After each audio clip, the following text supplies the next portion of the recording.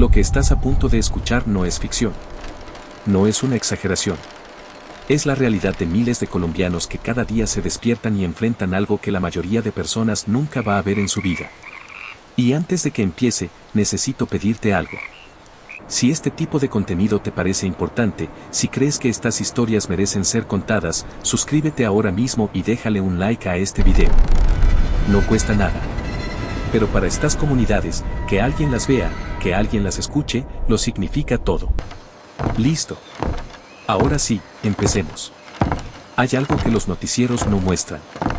Algo que existe en Colombia en silencio, olvidado, colgando sobre abismos y ríos desbordados. Mientras en las ciudades inauguran obras millonarias con discursos y aplausos y fotos para las redes, hay comunidades enteras que cada mañana enfrentan algo que tú no creerías si no lo escucharas con tus propios oídos. Hoy vas a conocer los 5 puentes más peligrosos de Colombia. No son atracciones turísticas. No son retos de adrenalina para youtubers con casco.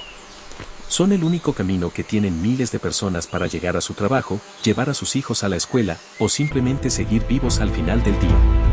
Y cuando termines de escuchar esto, va a ser muy difícil que puedas olvidarlo. Pero antes de entrar al primer puente necesito que entiendas algo fundamental. Estos puentes no son accidentes de la historia. No aparecieron solos. Son el resultado directo de décadas de abandono institucional. Son la respuesta improvisada y desesperada de comunidades que pidieron ayuda y nunca la recibieron. Son la prueba más cruda y más dolorosa de que en Colombia conviven dos países completamente distintos al mismo tiempo. Uno con autopistas, con puentes modernos, con infraestructura que se inaugura con fanfarria. Y otro con tablas podridas sobre abismos, con cables oxidados que ya no deberían estar sosteniendo nada, con niños que aprenden desde pequeños a no mirar hacia abajo. Y lo más impactante de todo esto no es cómo lucen esas estructuras. Lo más impactante es que la gente las cruza igual. Todos los días. Sin pensarlo 2 veces. Porque no tienen otra opción. El puente número 5 está en una zona de serranía en el interior del país, donde las carreteras terminan abruptamente y el terreno se vuelve tan quebrado, tan hostil, que la única forma de cruzar el cañón es por encima. Y ese encima es una estructura de madera construida hace más de 40 años por los propios campesinos de la región. Sin ingenieros. Sin planos técnicos. Sin ningún tipo de supervisión estatal. Solo con lo que había disponible en ese momento, madera rolliza cortada del monte, alambre de amarre, y una necesidad tan profunda de conectarse con el mundo que nadie se detuvo a calcular el riesgo. Imagínate esto. Son las 6 de la mañana. Hay neblina espesa. El frío te golpea la cara. Tienes que llegar a tiempo porque si no llegas, pierdes el jornal del día y la familia no come. Y el único camino que existe entre tu casa y el pueblo es ese puente. Ese puente que cruje con cada paso que das. Que tiene tablas que se mueven cuando las pisas. Que tiene huecos donde antes había tabla y ahora solo hay aire y, debajo del aire, el vacío. No hay pasamanos sólidos. Hay una cuerda a cada lado que vibra cuando sopla el viento, y el viento en esa zona casi nunca para. Ahora viene el detalle que más pesa. Por ese puente, todos los días, cruzan niños. Niños con morral. Con cuadernos adentro. Con el uniforme escolar puesto. Cruzan solos porque sus padres ya salieron antes al campo. Y cruzan sin mirar hacia abajo porque aprendieron desde pequeños que lo más peligroso no es el puente en sí. Lo más peligroso es el pánico. Y el pánico ya lo tienen dominado. Lo que no tienen dominado, lo que nadie ha podido resolver por ellos, es porque después de 40 años ese puente sigue siendo exactamente el mismo. Las solicitudes a las alcaldías están documentadas. Las cartas a las gobernaciones también. Pero el puente nuevo nunca llega. Lo que llega, a veces, es una cuadrilla que clava 2 o 3 tablas nuevas, toma una foto para el informe de gestión y desaparece. Y la comunidad vuelve a cruzar. Igual que siempre. Pero esto, por más que duela, todavía no es lo peor. El puente número 4 tiene un tipo de peligro diferente. No tiene que ver solo con la altura. Tiene que ver con el tiempo. Con la temporada de lluvias. Con lo que le pasa a un río cuando el agua sube y no para y no avisa. Este puente está en la región del Pacífico colombiano, y cada año, cuando llegan las lluvias, el río que cruza deja de ser un río tranquilo y se convierte en una bestia marrón que ruge desde abajo y que llega, literalmente, a centímetros del tablero del puente. No es una exageración poética. Hay videos grabados por los propios habitantes donde se ve el agua golpeando los maderos desde abajo, levantando espuma, rugiendo. Y en esas mismas imágenes, en ese mismo instante, hay personas cruzando. Comerciantes con bultos en los hombros cargados al máximo.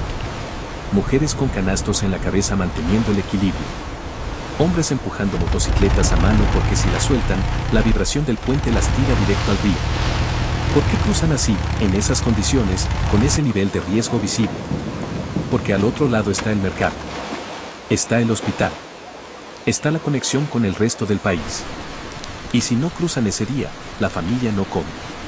Así de simple. Así de brutal. Pero hay un detalle en este caso que casi nadie menciona y que hace todo todavía más oscuro.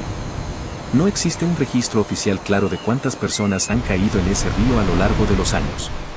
No porque no haya ocurrido, sino porque cuando ocurre en zonas tan remotas, tan alejadas de todo, la noticia no sale, el reporte no se hace, y el sistema simplemente no lo cuenta. Hay familias que perdieron a alguien y esa historia nunca llegó más allá del pueblo. Se quedó ahí, en la memoria de los que lo vivieron. Y el puente sigue en pie. Y la gente sigue cruzando. Y los niños de esa comunidad crecen viendo ese puente inundado y aprenden que eso es normal. Que vivir así es normal. Que arriesgar la vida para ir al médico es normal. Y en cierta forma, para ellos, ya lo es. Esa es la tragedia más silenciosa de todas. Y si crees que con estos dos ya entendiste la dimensión de lo que estamos hablando, espera. Porque lo que viene ahora tiene un componente que va más allá del abandono. Tiene rabia. Tiene ingenio. Y tiene una historia que te va a dejar pensando mucho tiempo. El puente número 3 es distinto a todos los que viste antes. No solo por su estructura, que también es alarmante, sino por la historia que hay detrás de su construcción. Durante más de 20 años, una comunidad ubicada en zona montañosa del interior del país pidió, exigió y suplicó por un puente real.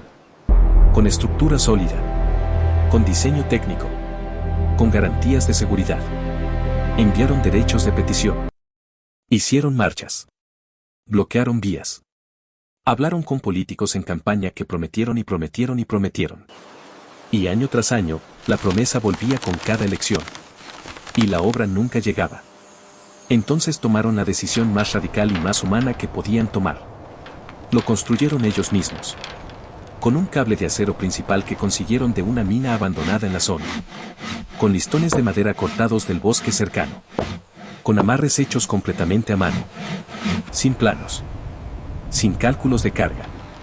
Sin absolutamente nada que no fuera la desesperación colectiva de necesitar cruzar ese cañón para poder vivir con algo parecido a la dignidad.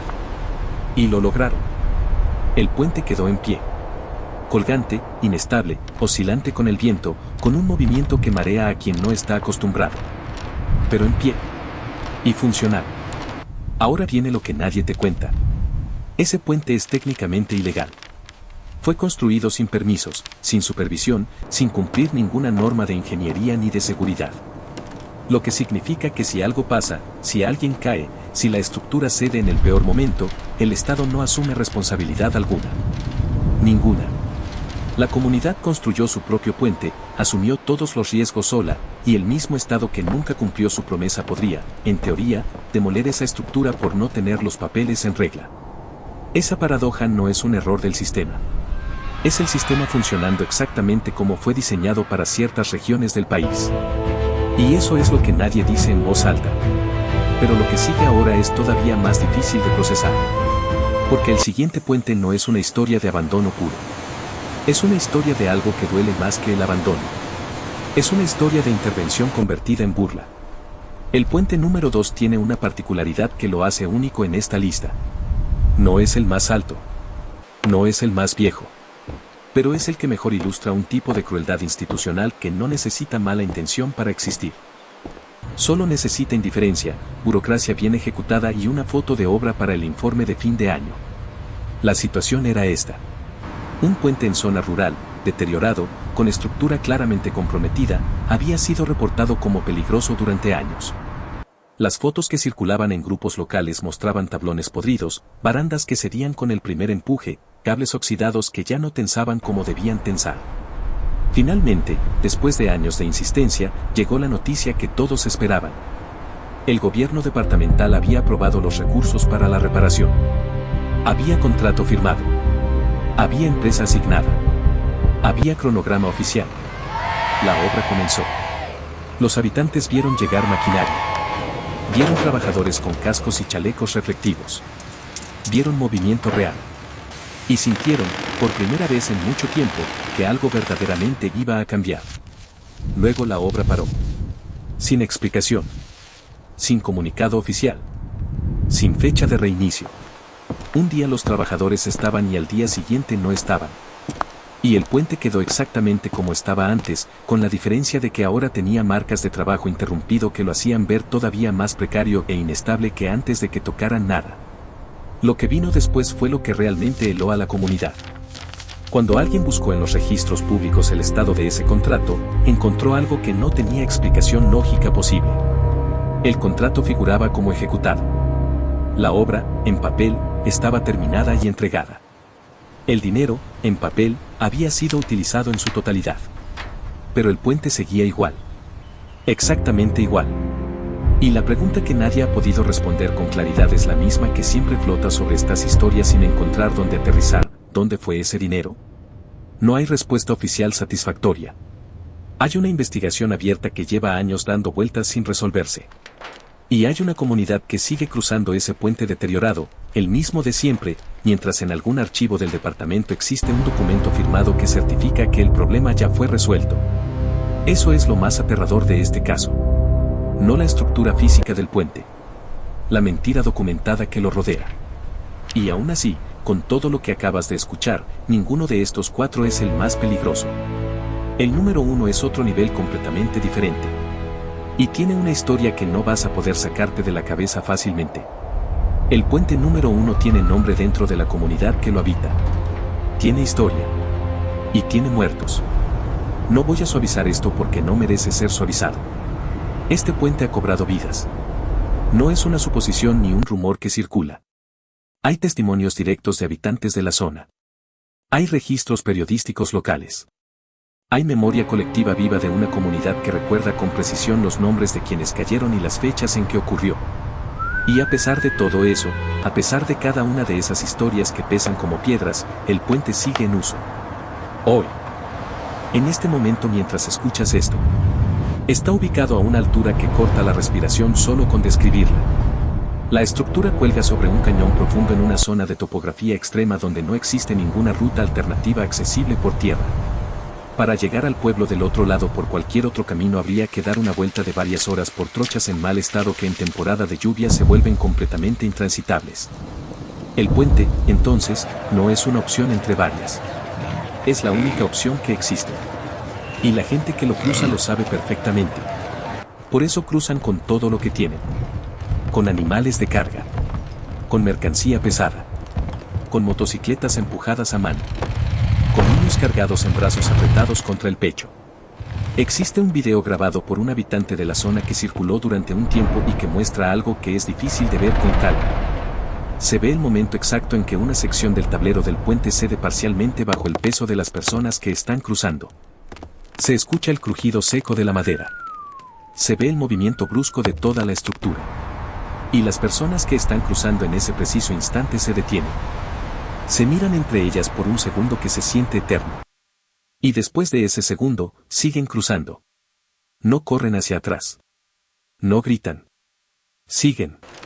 Porque eso es exactamente lo que han aprendido a hacer durante toda su vida. Seguir. Lo que más duele de este puente no es su estado físico, aunque su estado físico es alarmante y urgente. Lo que más duele es lo que representa. Representa la distancia real y medible entre dos quelambies que comparten el mismo mapa pero no la misma realidad. Representa la brecha entre los que tienen infraestructura garantizada como un derecho que nadie cuestiona y los que tienen que arriesgar la vida todos los días para acceder a lo más básico que existe. Y hay algo más que pocas veces se dice en voz alta cuando se habla de estas comunidades. Ellas no quieren lástima. No quieren convertirse en contenido viral para que la gente los vea como una curiosidad exótica o una rareza geográfica. Quieren lo mismo que cualquier ciudadano de una ciudad capital da por sentado sin siquiera pensarlo, quieren un puente que no los mate. Eso es todo lo que piden. Un puente que no los mate. La próxima vez que estés en un trancón, frustrado porque el semáforo tardó demasiado, o molesto porque la vía está en obra y tienes que dar un rodeo de 10 minutos, recuerda lo que escuchaste hoy. En este mismo momento, en algún punto de la geografía colombiana, hay una persona cruzando un puente que no debería existir. Hay un niño que aprendió a no mirar hacia abajo antes de aprender a leer correctamente. Hay una familia entera que reza cada mañana antes de salir de casa, no por costumbre religiosa solamente, sino porque saben en el fondo que el regreso al final del día no está garantizado. Estos puentes no son historia del pasado. No son reliquias de otro tiempo. Son el presente. Son el hoy de miles de colombianos que el sistema decidió hacer invisibles porque hacerlos visibles costaría tener que responder preguntas incómodas. Si este video te movió algo por dentro, compártelo. No por el video. Por ellos. Porque la única forma en que estas historias dejan de ser invisibles es cuando dejan de estar silenciadas. Y eso empieza cuando alguien, hoy, en este momento, decide que vale la pena contarlas y que vale la pena escucharlas. Gracias por estar hasta el final.